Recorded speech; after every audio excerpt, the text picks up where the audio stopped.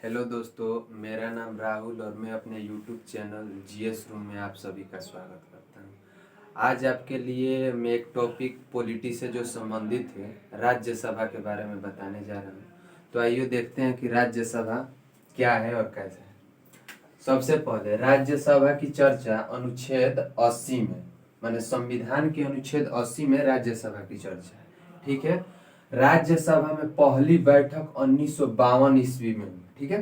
राज्यसभा का पहले नाम राज्य परिषद था, लेकिन 1954 में इसका नाम बदलकर राज्यसभा कर दिया गया। ठीक। राज्यसभा में अधिकतम सीट 250 है, क्योंकि पीओ के इसमें शामिल हो जाता है तो 5 सीटें बढ़ जाती है। पीओ के अभी पाकिस्तान के कब्जे में है, इसलिए वर्तमान में हमारे राज्यसभा में सीटों की संख्या 245 है। ठीक है। 245 में राज्य से 225 सांसद को चुना जाता है। यूटी से 8, यूटी मतलब कि यूनियन टेरिटरी यानी केंद्र शासित प्रदेश। केंद्र शासित प्रदेशों की संख्या अभी फिलहाल भारत में 8 है, लेकिन इसमें से 3, दिल्ली में 3, पांडिचेरी में 1 और जम्मू एंड कश्मीर में 4 सीटों का बंटवारा हुआ है। यह सीटों का बंटवारा जनसंख्या के आधार पर होता है, यानी जहां जनसंख्या 10 लाख है वहां 1 सीट होता है। अमूमन ऐसा माना जाता है। ठीक है। और भी यूटी है जो 5 बचते हैं, उनकी जनसंख्या उतनी नहीं है, इसलिए वहां पे कोई राज्यसभा सांसद नहीं है।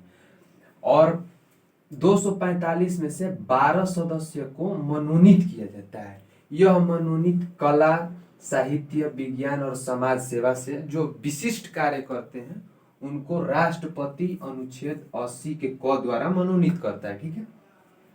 देखिए, इंफॉर्मेशन के लिए आपको थोड़ा हम बहुत बता देते हैं कि यूएसए में राज्यसभा को सीनेट कहा जाता है और वहां राज्यसभा में सीटों की संख्या 100 है। ठीक है।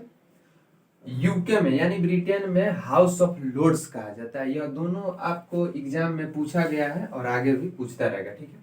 अब आते हैं चुनाव प्रक्रिया के बारे में। ठीक है। तो राज्यसभा सांसद का चुनाव विधानसभा के निर्वाचित सदस्य करते हैं। जो माने हर एक राज्य में विधानसभा होता है जिसमें निर्वाचित सदस्य होते हैं, वहीं राज्यसभा सांसद का चुनाव करते हैं। यह चुनाव अनुपातिक विधि द्वारा एकल संक्रमणीय पद्धति द्वारा होता है। यही विधि द्वारा राष्ट्रपति का भी चुनाव होता है। यह अनुपातिक विधि क्या है, एकल संक्रमणीय पद्धति क्या है, यह आगे की कक्षाएं में मैं खुद आपको बताऊंगा। ठीक है। अब देखिए, राज्यसभा का कार्यकाल पूछेगा तो अस्थाई बताइएगा, क्योंकि इसका विघटन कभी नहीं होता है। 2 वर्ष के अंतराल पे 1/3 सदस्यों का चुनाव होता रहता है। 2 वर्ष के अंतराल में 1/3 सदस्य चुनाव होंगे और 1/3 सदस्यों का कार्यकाल पूरा हो जाएगा। ठीक है। इसलिए इसे अस्थाई सदन कहते हैं। सदस्य का कार्यकाल पूछेगा तो इसमें 6 साल होता है, यानी राज्यसभा का सांसद 6 साल तक अपने राज्यसभा में पद पर बना रह सकता है। ठीक है। न्यूनतम आयु मतलब कि इसमें प्रवेश के लिए न्यूनतम आयु 30 वर्ष है, इसलिए इसे वृद्धों का सदन कहा जाता है। यानी 30 वर्ष अमूमन हो जाता है तो ऐसा माना जाता है कि आदमी प्रौढ़ हो जाता है। ठीक है। इसलिए इसे वृद्धों का सदन कहा जाता है। इसे अप्रत्यक्ष सदन कहा जाता है, क्योंकि इसके चुनाव में जनता प्रत्यक्ष रूप से वोट नहीं करती है, विधानसभा के निर्वाचित भाग लेते हैं, इसलिए इसे अप्रत्यक्ष सदन कहते हैं।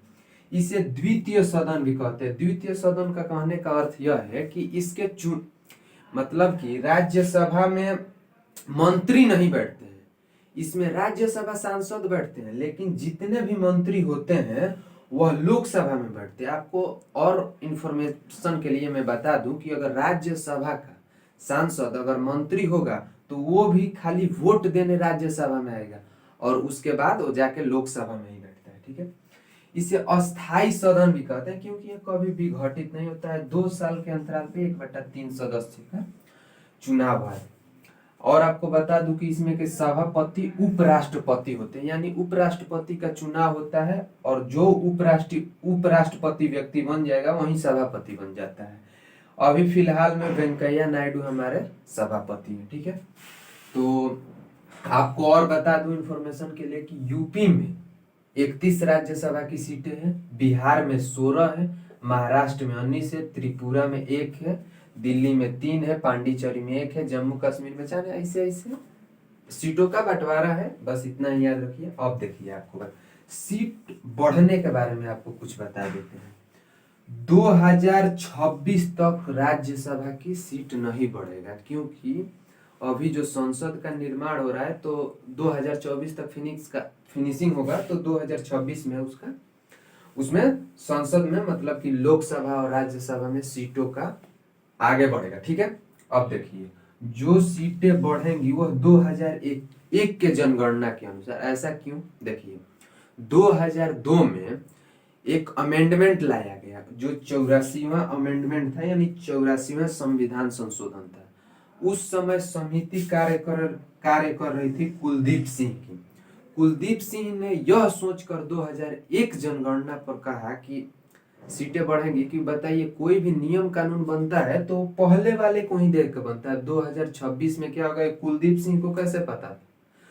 तो यही कुलदीप सिंह की समिति ने 2002 में एक संशोधन 84वां किया और उसमें बताया कि 2026 तक कोई सीटें नहीं बढ़ेंगी, और जब 2026 के बाद सीटें बढ़ेंगी तो 2001 की जनगणना के आधार पर होगी।